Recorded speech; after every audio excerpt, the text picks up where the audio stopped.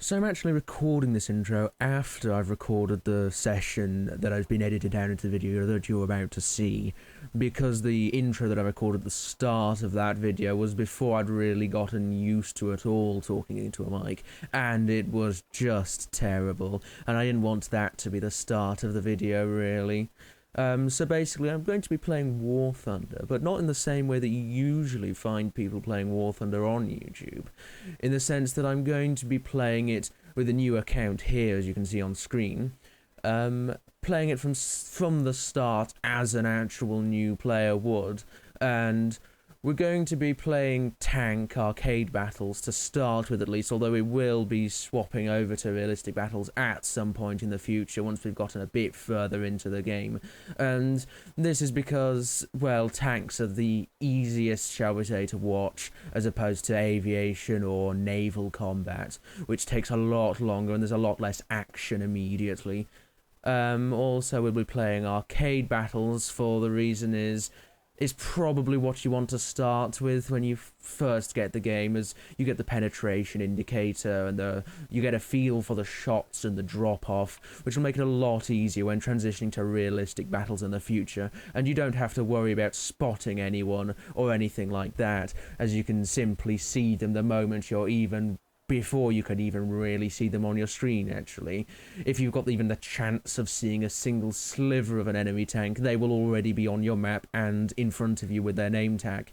And we're going to be playing the British tanks, which they aren't exactly the strongest, shall we say, out of the available nations, especially out of the big three, being USA, Germany, and the USSR. But they're bad in such specific areas that they force you to play better, in the sense that, well, they have no reverse gear, so if you overextend, you will be shot before you can get out of there. In fact, it is quicker with the majority of the lower tier British tanks to do a full 180 on the spot before driving forwards out of the battle, as your reverse speed is just useless. You've also got no HE filler on the majority of the tanks that you'll be getting at the lower tiers, and when you do get HE filler available, it's not going to be on the best shell. You know, you're going to be using solid shot for pretty much the entire early game, and even the later game, because you get to the point where you're using discarding Sabo, and it's really just you just never really use HE filler for very long at all. So this forces you to actually work out where in a tank to shoot, and you're not going to be putting in shells straight through center of mass, killing all of the crew members in a single go with the explosion, because your shells won't explode after entering the tank. They are essentially just bullets, so you're going to need to know where the crew members are, which crew members to aim for, and this forces you to play better, or it forces you to just die repeatedly until you get frustrated with the British tanks and decide to go play Russia, for example, as their tanks are far more forgiving, especially at the earlier tiers. But I should be cutting across about now into the actual start of the session, or at least the start of where I'd gotten used to talking to a mic to the point where it's actually usable. So here we go. Okay, so in the first battle, the first thing to worry about is you'll notice your shell counter here. And if you do take full shells, especially if you've got to you HE filler or HE shells themselves, you will be ammo racked in that your ammo will be shot, detonating, killing your entire crew pretty much constantly. Certain tanks are better for this as they have a lower max ammo count, and in fact you'll see that it warns you about not taking full ammo, even though taking full ammo will get you killed constantly. So I find that depending on the tank, you may have such a low max ammo on certain tank destroyers that there's no need to lower the ammo count in the first place, otherwise you'll be firing, one shot and then go to a base and restock. But about 29 shells for this tank should be fine, and we'll show you in a second. Oh, here you go. So there's the warning message. You want to take do not ask me again and then to battle, because if you were to take 87 shells with this tank, you would be killed with any shot. I mean, this tank is so poorly armoured with its flat frontal plates there that you will already be killed by practically any shot using armor that is better. With armor that is better, and shots that are better, and shots that have HE filler. Now, a couple of buttons to notice is that not many people actually use, or at least tell you how to use, and the game doesn't really point it out, in that if you hold down the C key by default, you can move the camera around without traversing the turret. Also, if you hold down the O key, you can see the X-ray view of your tank while in battle, and it will show damage modules for crew members. Now, we've got an enemy over here. You can see the penetration indicator. There's one of the other British tanks that you get, which, as you can see, was killed by a single shot through its flat frontal plate, because we really knew how to design tanks back in the day. And this is just a tutorial, so you're playing against bots that are most likely programmed to not even shoot at you in the first place, as you're a new player. You can see there that solid shots worked really well for us there by killing a single unit and nothing else. Just get that tank on the way in. There we go. Straight through the front. Got two people in a straight line. I mean, you're essentially firing bullets and not... No. Well, that's so disappointing, isn't it? Hargo. Target story. See, when you get a side shot like that, and when the tank has only got 3 crew members, makes it very easy to kill, even with solid shot.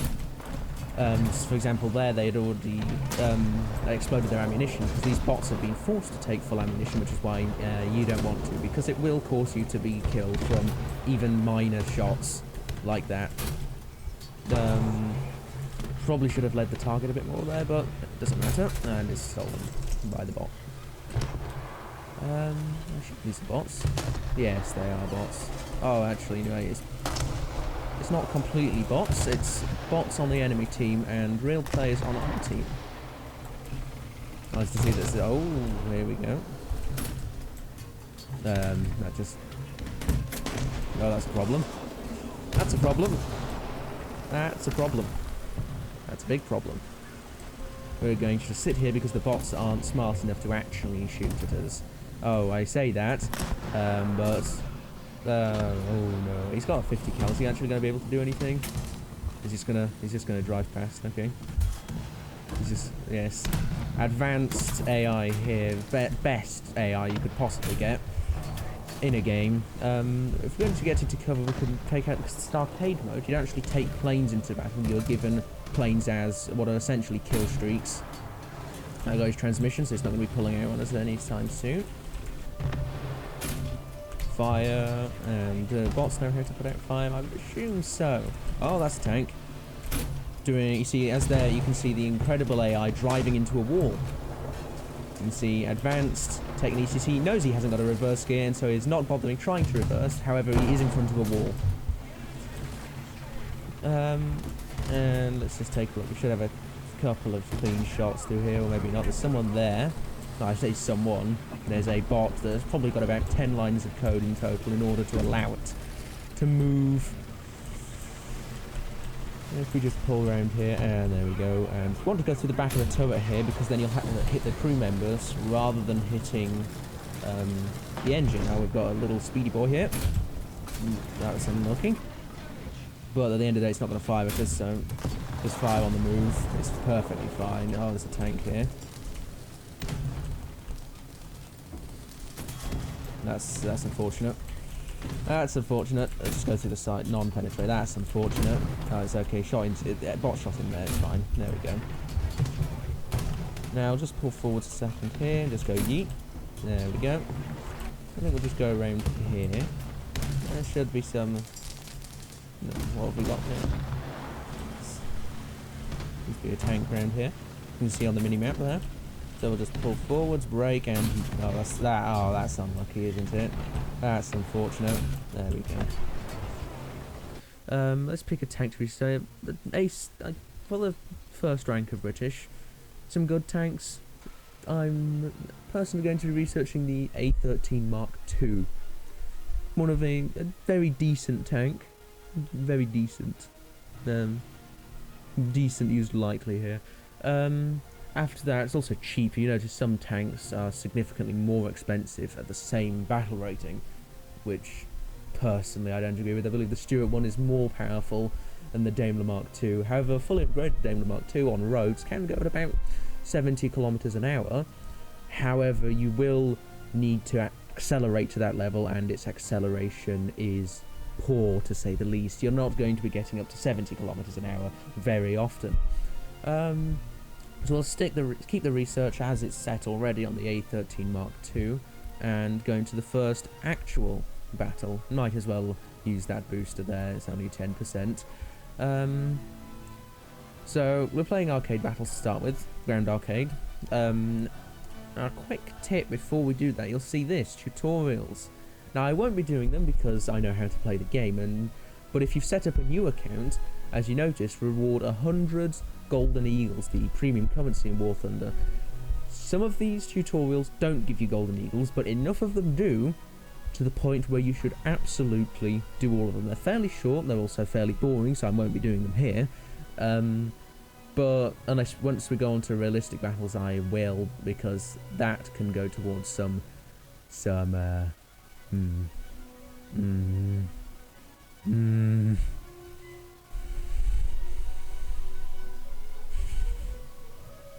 bushes.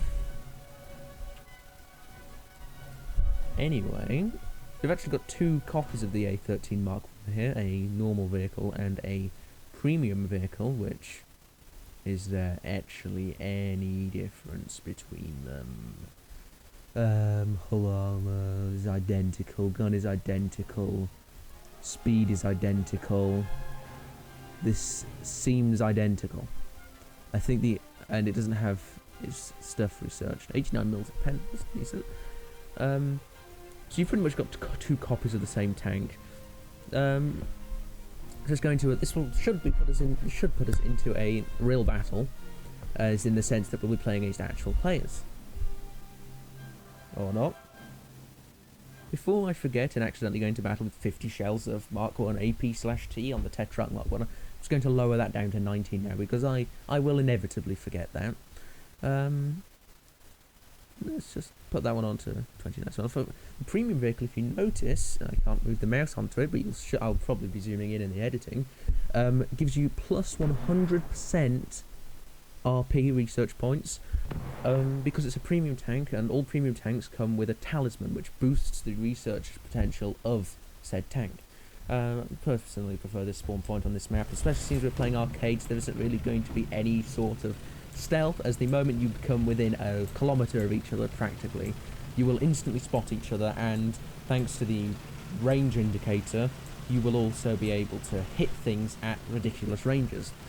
Now, I would play realistic battles, and I do prefer realistic battles for tanks overall, but if you've just started and you want to know how to hit something and where the weak points on certain tanks are, if you've never played a game like this before, then I believe that arcade battles are quite clearly the better option.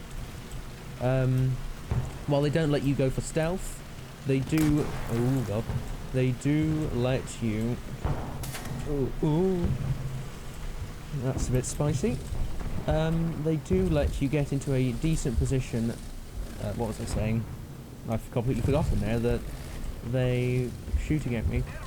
Almost got killed. That's a tank up there. B for binoculars, so you can see he hasn't actually... If binoculars go above your tank in the commander's area, as you can see here, and show you more than you would be able to otherwise, which is going to... Oh no, that's the problem. Oh, it's not actually, it's that tank. Look at that. So that's skill.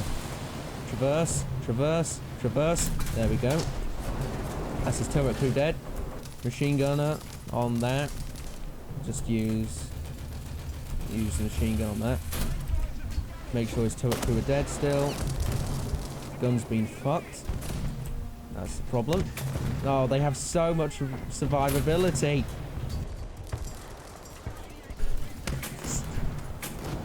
This is ridiculous. Well, I may have overextended slightly there. So the next one we won't go with the Tetrarch, because the Tetrarch is just horrendous. You see, it's got the same gun as an A13, but has far less survivability.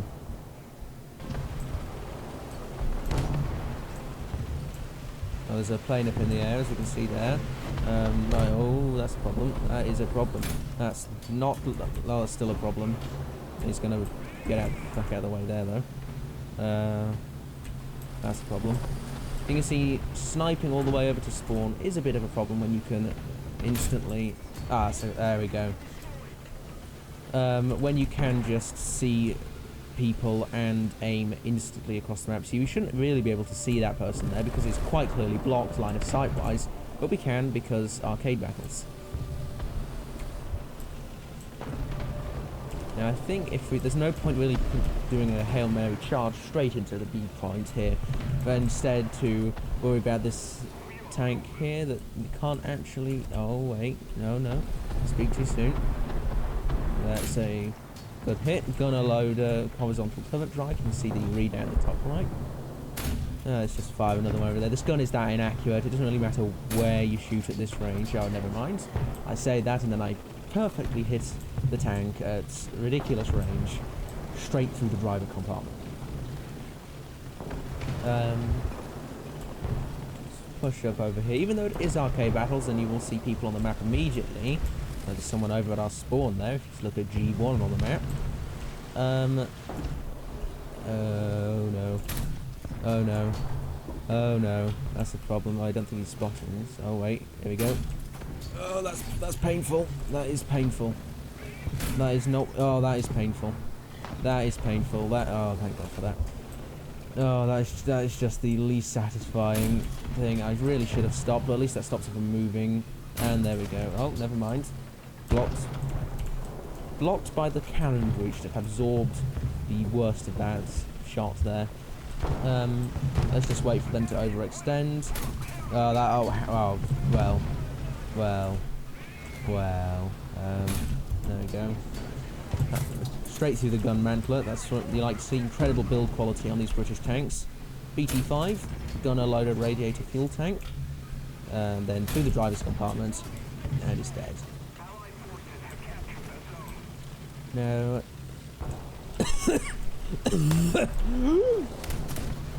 That's a problem. That is a problem. Oh, it's okay. It's okay. Everything is fine. Unfortunately, I'm now having to reverse, which forces me to... There we go. You see, if you want just an example of the reverse speed, -6 kilometers an hour. That's what you like to see. So you shouldn't really be retreating out of a battle in any sense of the word. You should just be advancing in the opposite direction, which is why the reverse gear is non-existent. That looks like it's not a light tank. Oh, there's an enemy coming around here. There we go. Surprisingly painless. Oh, we've got some planes, but I believe there are more over here, so I'm not going to go into one. You really don't want to just spam your plane the moment you get it available if you're not in a good position to actually save your tank from death. As you saw, if you saw the mini-map there, which I probably zoomed into in editing, there's an enemy just over here somewhere. There he is. That's a mistake. That is a mistake. Thankfully, I think he's got about as bad turret rotation as me. That's another tank. What? Okay, that's one down. And then he's just trying to run away. Took out his commander there. Let's just chase after him. I don't think that tank has got better speed than us. There we go. Really no point running away at that moment in time there because, oh, we've got more of them. Reverse! Reverse! Oh. Driver gunner. Perfect. Now we can just put another one through there before this person kills me. And get into a slightly better position here. He's probably going to be coming down there. You can see that tree falling over. Let's just get ready. Oh, he's coming over the bridge. He's just shot his load straight into the bridge there, doing nothing useful. Now, we want to be careful when turning this corner because he is right there, and he's dead. He is no longer there. There's an enemy behind us now, but we're in this little divot here, this little valley, which I'm not sure why they built a bridge over. It seems perfectly fine to just drive straight through it. I think we're going to get out of the immediate area of the enemy spawn. before the people I just killed respawn in a new tank and then immediately try and get a revenge kill. You see, that's a bit of a problem, is you don't want to stay in the same area right by an enemy spawn for too long before they try and kill you again. I think if we get up onto this ridge line here, we might be able to maybe get some more spawn kills. I mean, it's so close to winning, it's not even really a problem anymore. Just going to try and get the stuff off of that rock there. Oh no. Well, situation is gradually getting worse. Try and drive up here. You see, unfortunately, tracks, despite being called tracks, don't have much traction in War Thunder. In fact, to the point where wheels actually have better traction. Oh, I really should have led that. It doesn't matter anyway, because the round's over, and it would have counted pretty decent if you ask me. First place in the team, which isn't that hard, seeing as it probably put us into a game with other people who have just started. You can see there by the number of bots in both teams. I believe that this wasn't a true representation of the game, because we're still in the tutorial, as you can see now, but that did actually put us against real players, some real players. Let's get into another battle. It's going to be the same tanks again, and for the when at the very start of the British tech tree, you're going to be playing a lot of the A13s, because they're some of the best tanks that you get at the start of the tech tree. Once we get the Daimler Mark II and the Stuart 1, though, that will be our lineup there: A13 Mark II, Stuart 1, and Daimler Mark II. Daimler Mark II is a good light tank in that it's fast. It's not the most manoeuvrable, especially given that with its wheels it can't turn on the spot, and it's got poor turret traverse speeds, but it has got decent speed on road, and if you get into a long stretch of road for long enough to build up the momentum and the speed and the RPM of the tank, it can go, as it says there, at 77 kilometers an hour, which is very fast. I've had a few matches with this tank of just speeding down the main roads on the Poland map, drifting past enemies at 70 kilometers an hour, sliding into the cap, and then taking them out with its 3.6 second reload speed at this tier, which is fast enough that you can outgun anything that you come across, but most of the things that you'll come across, or if you can't outgun them, you can outrun them. It's also got a very good reverse speed compared to the pretty much the entirety of the lower tier British tanks. The tanks it leads into aren't the best. You've got things like the Valentine series of tanks, which are basically the Crusader and Cromwell guns on a chassis that is worse, on a hull that is worse in every conceivable way, with poor speed, poor armor. You got flat parts on the front, poor maneuverability in general, slow turret traverse, and exactly the same, if not a worse gun than the equivalent Crusader or Cromwell. Oh, there we go, end of the battle. That's quite a few awards. I'm going to have to reiterate this again. This is not going to be this easy once we get to actual battles. As 15 kills in a single 16 kills in a single battle like that is ridiculous. For some perspective, on the enemy team, the best player got 5 kills. After that, 2 kills and 2 assists.